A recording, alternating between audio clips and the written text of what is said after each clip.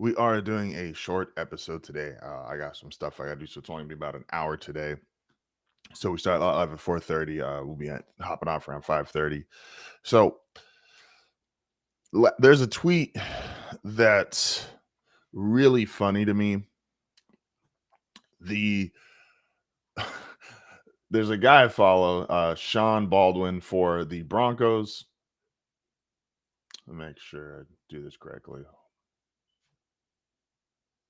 Yeah. Oh, there it is. That's why. Okay, I was tripping out. I had audio in my ear going off. Sorry.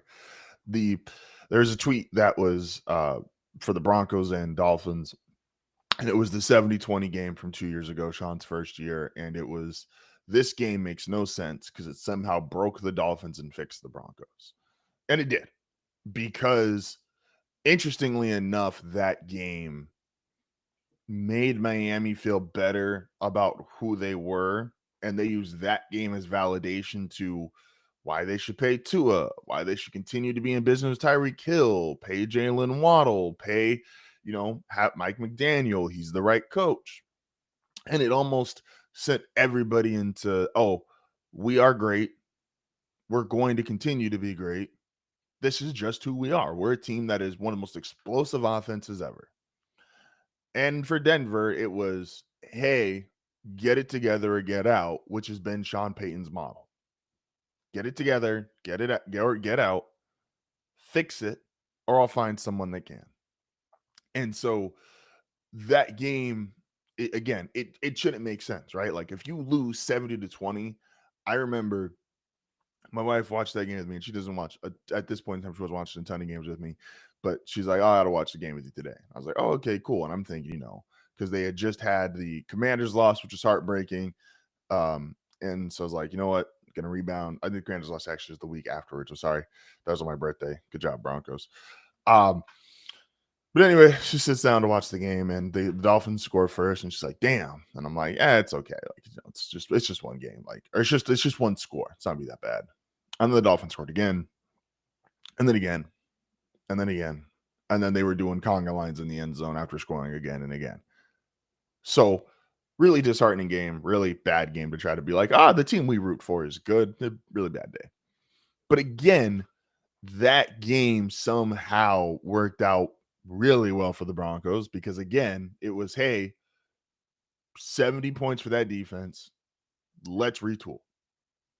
And a lot of the guys that were there are no longer there. Now there is some, like Nick Bonito was really young, Cooper was young, but they weren't even active with the active pass rushers. They had traded to the Arizona Cardinals. I'm blanking on his name now, the pass rusher, but changed the linebackers, changed. The only guy who's really still there from that defense playing significant time is Alex Singleton and Surtain. And if you remember, Surtain got beat, quote unquote, on the one route, but it's like they were already down so bad in the game, I don't really hold it against them. It's kind of more of a modern miracle that he just didn't, say F you and tap out earlier. What, again, that game, Tua having a $250 million contract, which I think we'd all agree, not great. A lot of it stems from that game because when you put up that kind of game, your offense statistics are never going to look bad. Because if you just average 20 something the rest of that game and you have a 70, it's going to look like you score high 20s, which is an elite offense. Again, so Miami walked away from that game. They were convinced. We have our guy at quarterback. We got our guy at head coach. We are just going to win, win, win, win, win. We have an electric offense. We are amazing. And Denver said, tear it down to the studs. Let's get this right. That led to the end of Russell Wilson. That led to the end of a bunch of other guys on the team. Again, offensively, Bowles, Sutton, there's a handful of guys who are still there. But Sean used that opportunity to say, hey, let's go get this right. We don't have the right players. I know it looks nice. I know everybody wants to be at the right players, but I don't got the right players. Let's turn this thing around and let's do it now. Rookie quarterback next season, go make the playoffs. And in year 3, they're 8-2. Again, last night's game notwithstanding, Sean Payton in Denver is 1,000% working.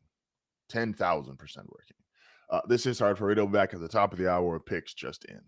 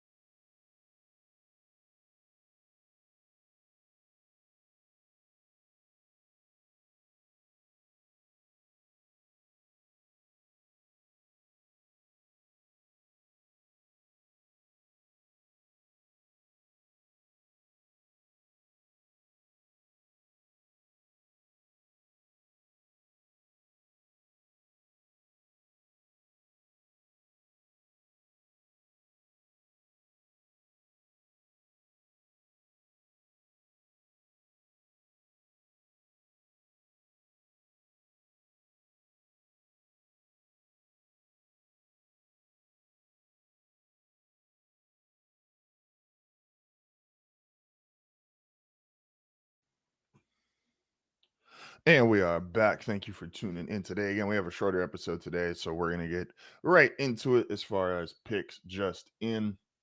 And I'll be honest, uh, did not love a ton of games this weekend. So we only have 4 picks this week. That's because just did not love a lot of them. Then there was some I was trying not to bet with. Like, I think the Steelers win against the Chargers, but I wasn't confident enough in the line. I think the Niners upset the Rams, but again, didn't feel great about the number. So I've only got 4 this week that I truly feel like really, really good about. So with that being said, let's get into it. Picks just in. Starting here, Colts minus 6.5 versus the Falcons. Now, this game is in Germany, which gives me some pause and goes, this could turn into a really weird game. I think the Colts, genuinely, I have officially turned my tune on them. I think this is a really good football team. I was, oddly enough, more inspired and believe in them more after a loss than I did after a lot of the wins, because I just don't think you're going to have that many games with 5 turnovers. And if you only lose by 7 to another potential playoff team when you have 5 turnovers, I think you're pretty good. Yes. Do you want to have 5 turnovers? No, obviously, of course not. But 5 turnovers, only lose by 7. I walked away from that game more impressed in the Colts, and I have no faith whatsoever in the Falcons. The Falcons are so weird because Drake London is a monster. Bijan Robinson's a monster. Two of the, at bare minimum, they're like, Drake London's arguing for top 5 at his position. Bijan is top 5 at his position, maybe even top 2 or 3 at his position. And they've got guys, Michael Penix think is good. It's just the Falcons are so weird, man. And I normally don't even like being involved in games with the Falcons because they could lose this 40-0. I think they could also win it 34-10. Like, it's just the Falcons are a weird team, but I like the Colts coming off a loss. Shane Steichen, great head coach. Again, I have more confidence in this team having 5 turnovers and still only losing by 7 versus when they were just winning and blowing people out. Moving on to game number 2, Bucks minus 2.5 versus the Patriots. Look, the Patriots, you'll also see this. I think the Broncos also, again, for all the shit talking, will walk away from the season with the NFL's best record. No one will believe it, and that's fine. The Patriots have played a really, really easy schedule. They have played the easiest schedule in the NFL so far, and they play the easiest schedule in the NFL going forward. This is one of their few real ticks up in competition. And with that being said, and this is very easily to lose. They're going to Tampa. Baker has been playing MVP levelish in the last 2 weeks, notwithstanding, but this has also been a really injured team. I want to see what the Patriots do when they have to play a tick up in competition. They're not just playing the absolute worst teams in the league. And because of that, I think Tampa at home, coming off a bye, this is a great spot for them. Give me the Bucks minus 2.5. Game number 3, the Ravens minus 4.5 for Vikings. So here's the thing with the Ravens. Every game is a must win. They got to keep winning. I know there's theoreticals. Oh, well, they could go 7-1 or 7-2 or 8. They just need to win every game. And I think besides, when you look at their schedule, yes, they normally split with Pittsburgh. I think they have a chance, honestly, to sweep Pittsburgh. They have Cincinnati twice still. They have all these winnable games on their schedule. The Vikings are also a winnable game. I know the Vikings are coming off probably their best performance, but that was against the Lions, a division opponent. See, division opponents. Games are weird. Coming off division opponent, they looked great. Lamar Jackson versus the NFC is just the greatest quarterback we've ever seen on planet Earth. The NFC doesn't handle him very well. They don't see him very often. And so I don't know, as exotic of a blitz as Brian Flores can create, I don't know if they are ready to deal with Lamar Jackson. And again, every game is a must win. And if you look at Lamar's numbers, because he's missed games, obviously he doesn't qualify, but he's got like 130 passer rating. Again, the last game against the Dolphins, immediately walks in and that offense starts scoring 30-plus points a game. Like, Lamar's incredible. The Ravens are a really, really good fucking football team, man. I still think they're going to chase down the Steelers. So give me the Ravens minus 4.5 at the Vikings. And our last bet, again, I couldn't find a 5th one that I felt great in, but I will take Lions 9.5 at Commanders. Big line. the Commanders are falling apart. No Jaden, no Lattimore, no Austin Eckler. Bob Wagner, Von Miller are just old at this point.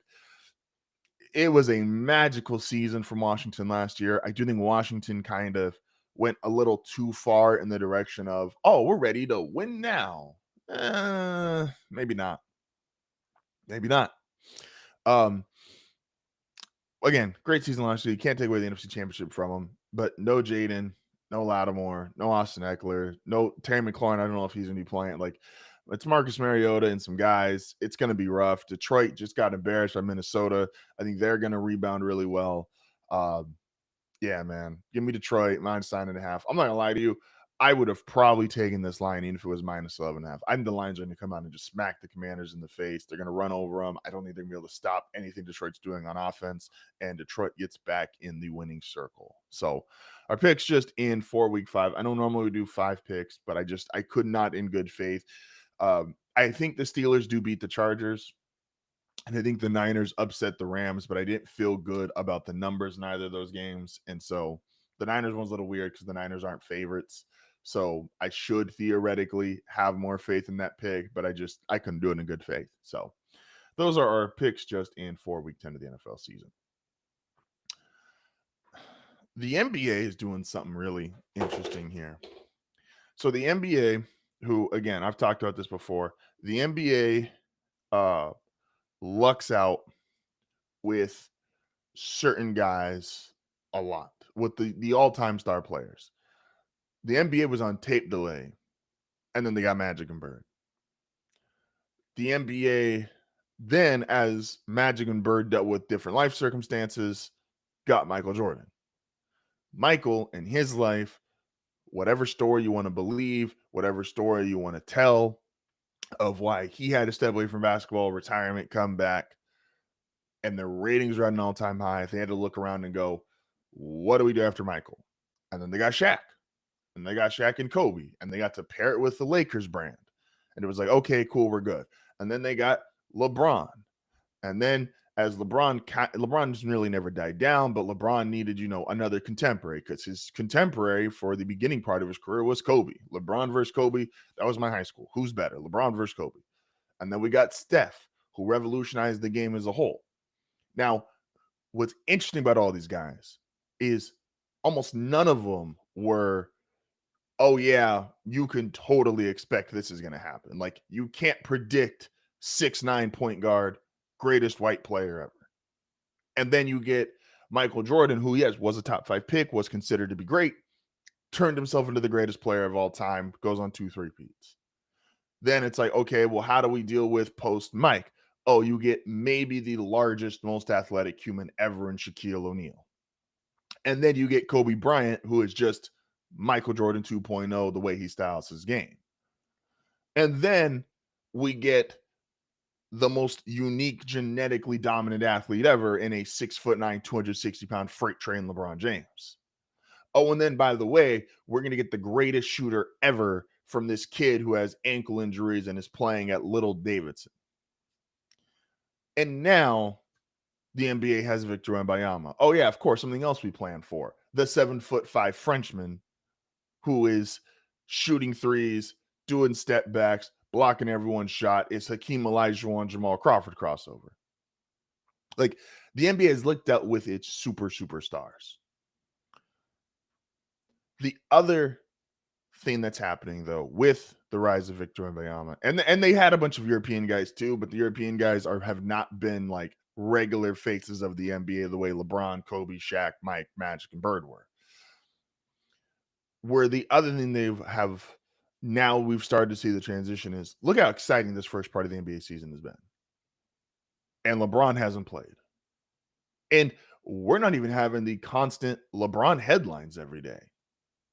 Like, the NBA is in a true transition period of who are we watching for? Who are we talking about? We're talking about OKC.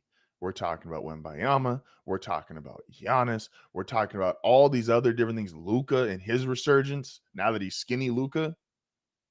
Talking about all these other guys. We're not talking about LeBron. And that's good for the NBA. Because the NBA, we all talked about it. It was going to be real tough to get away from how do you transition from LeBron. And we got the 7'5" Frenchman.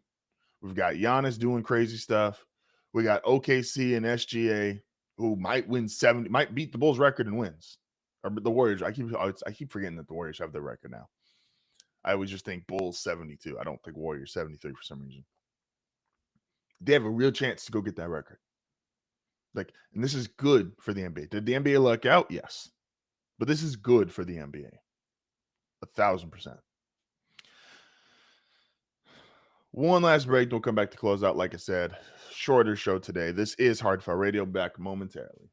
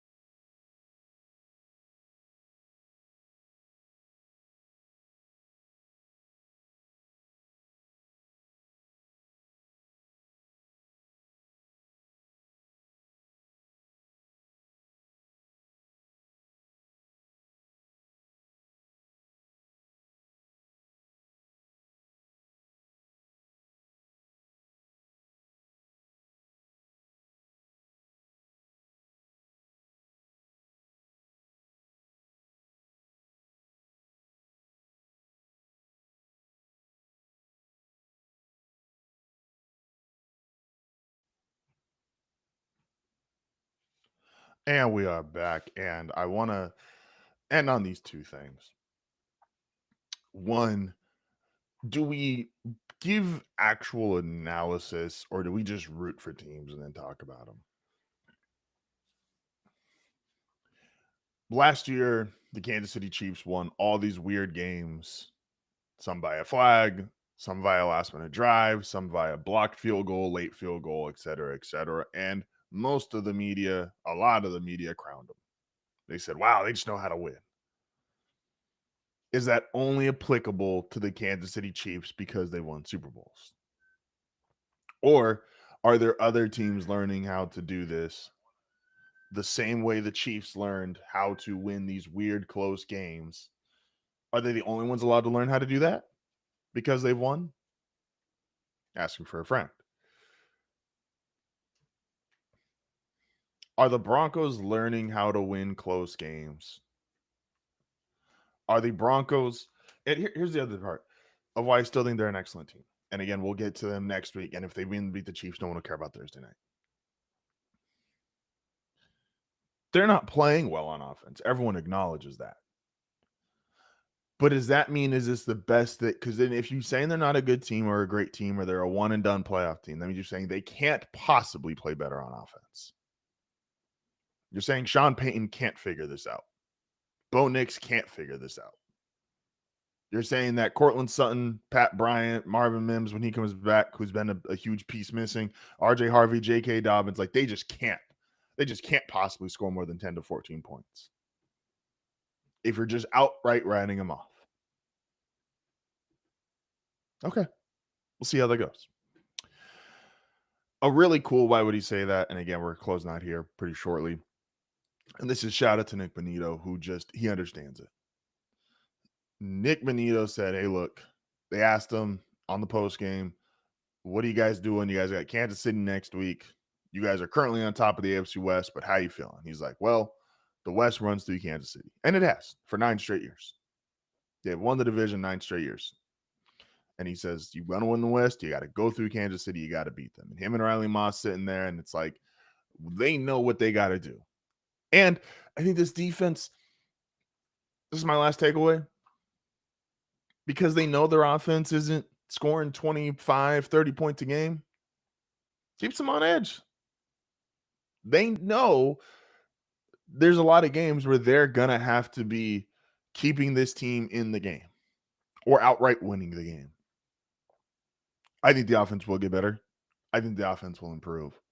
But this defense is well aware of the situation they are currently in, which could be helpful long term. And Nick Bonito gets it. Like I said, real quick episode today. I got a lot of stuff to do, so I don't have the full time for 2 hours today, but appreciate anybody who stopped by this morning. Appreciate anybody watching on Apple, Spotify. New episode of AM coming out today as well. Don't forget to check out the group chat episode.